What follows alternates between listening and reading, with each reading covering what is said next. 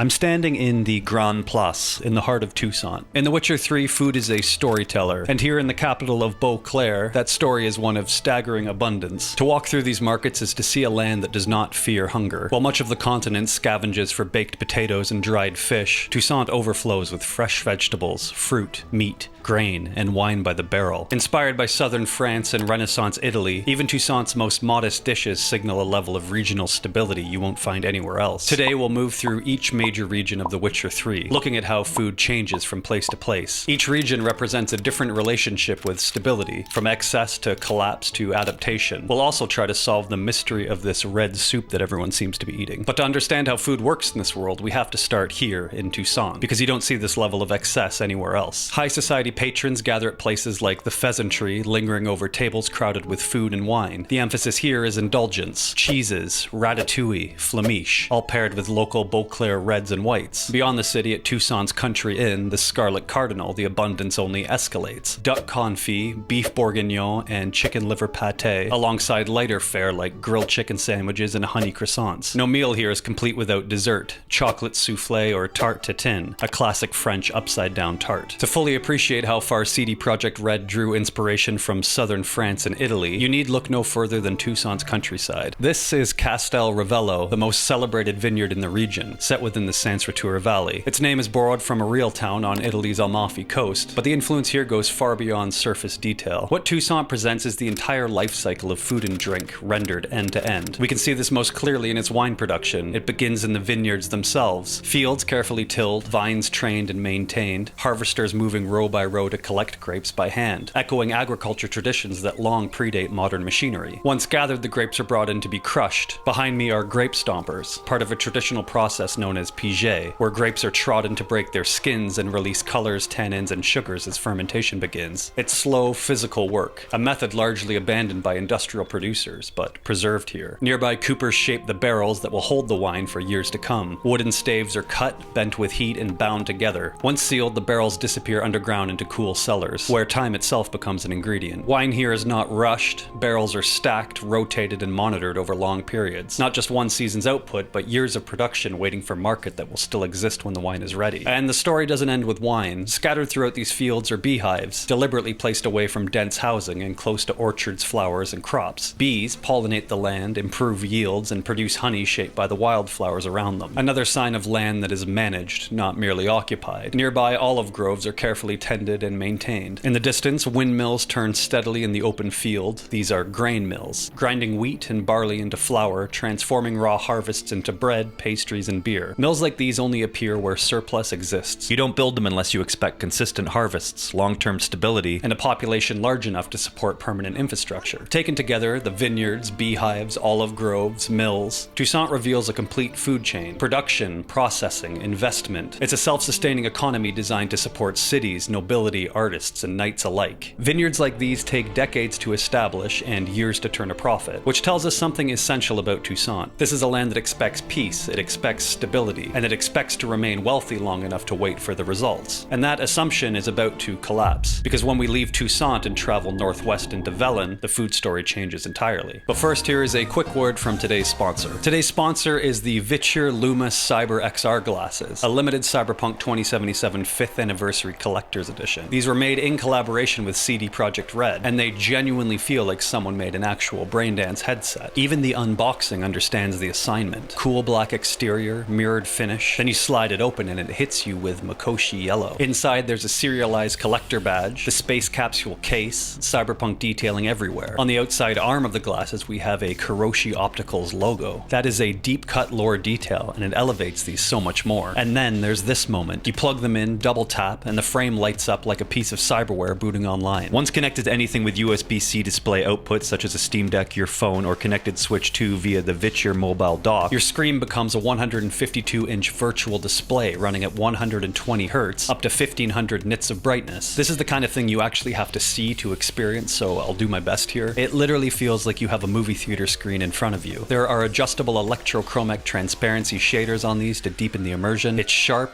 it's smooth, and playing Cyberpunk like this, handheld giant screen floating in front of you. Feels like one of those, oh shit, I'm in the future moments. They even support immersive 3D. The immersive 3D technology brings any 2D content to life, turning games, movies, and even family photos and videos into vivid immersive 3D. They weigh only 79 grams and feature built-in negative 4D myopia adjustment. It's a wearable slice of Night City and one of the few Cyberpunk collaborations that actually understands what Cyberpunk feels like. If you want to check them out, I've got a link down below. Thank you VITURE for sending them over to me. Genuinely one of the coolest things that's happened since I started a YouTube channel. And now let's head out of Toussaint and northwest to Velen. Velen is not poor because it cannot produce food. It's poor because it has been systematically destroyed. Fields lie unharvested, crops rot where they stand. Livestock is gone. Once an agrarian society loses surplus like this, it unravels. This region sits on the front lines of the war between Nilfgaard and the northern kingdoms, a place armies pass through, strip bare, and abandon. Villages are requisitioned, fields are trampled or burned, local lords are killed, displaced, or flee. No stable authority remains long enough to protect harvests or store surplus. Velen is a buffer zone. No one invests in it, everyone extracts from it. This reality is visible everywhere, especially in what people eat. Inside Velen's homes, bowls tell you the same story. People eat whatever is available. Where Toussaint displayed tables meant to be lingered over, Velen shows evidence of food that was eaten as an act of desperation rather than indulgence. And one detail appears again and again.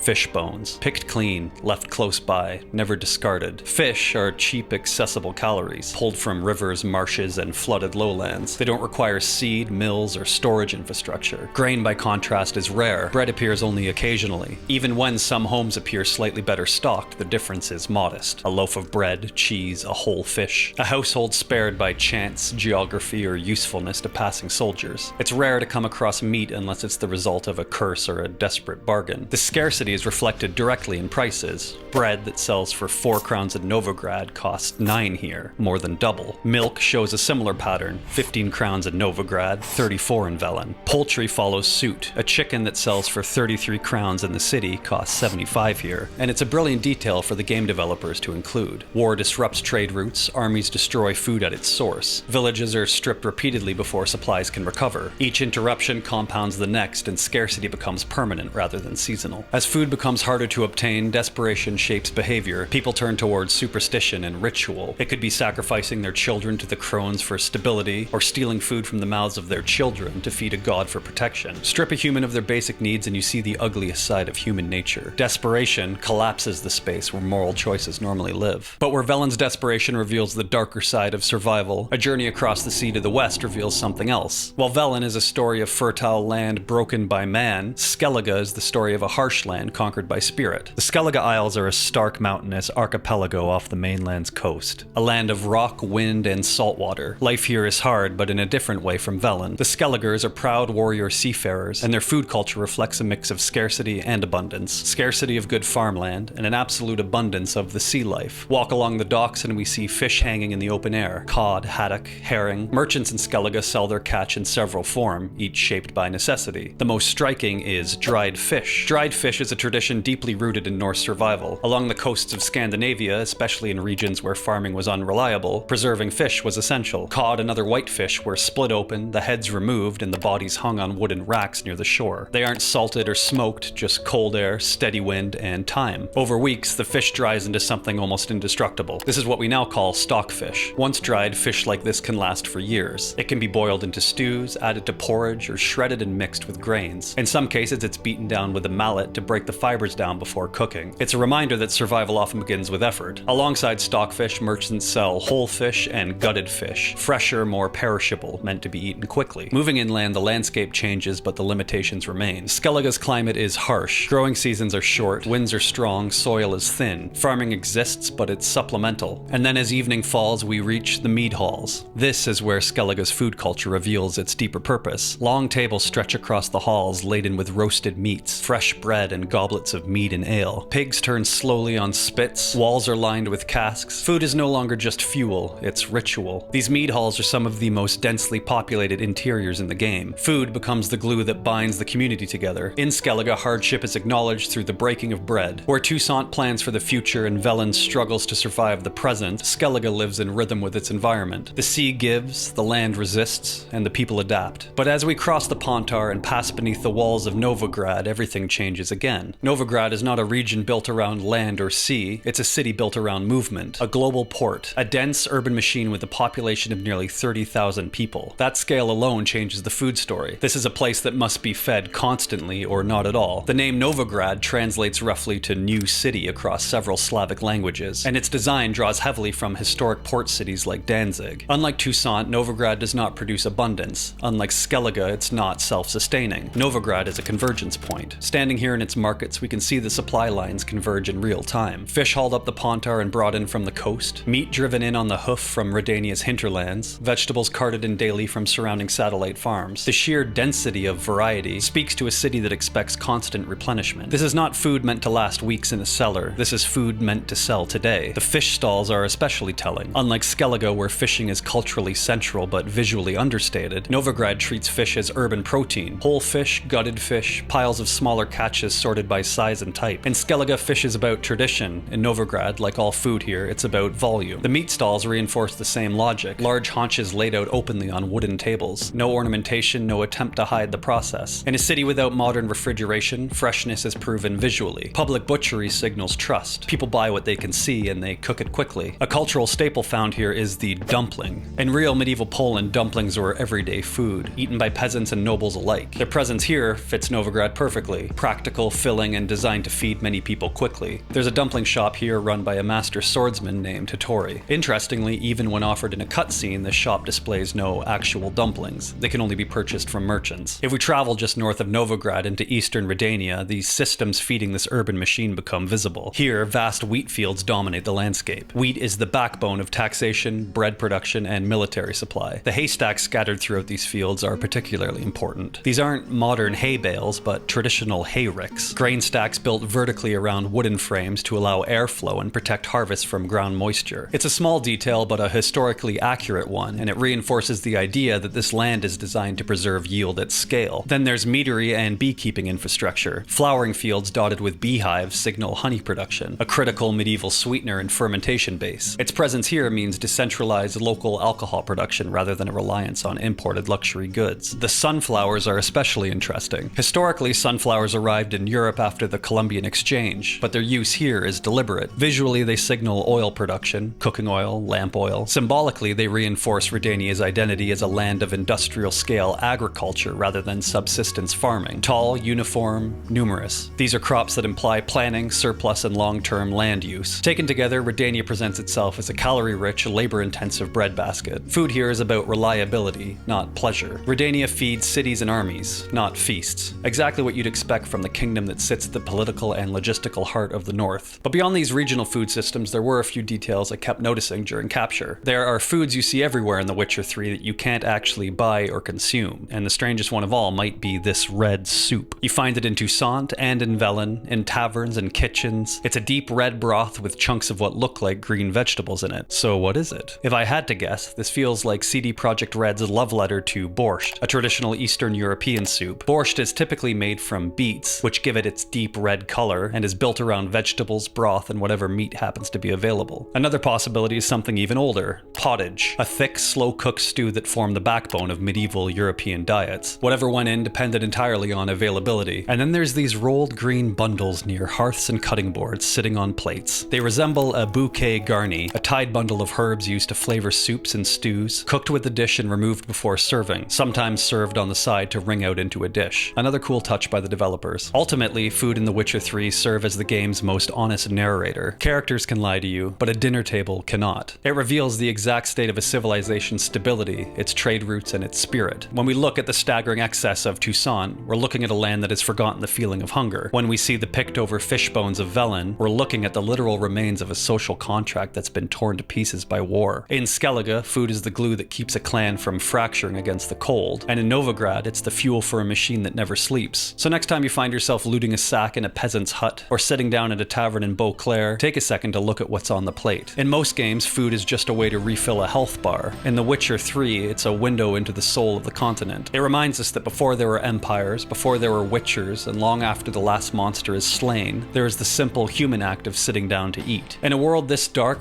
perhaps that's the most important story of all, because long after the wars are forgotten and the monsters are dead, the only thing that ever truly mattered was whether people had enough to eat. Bon appetit.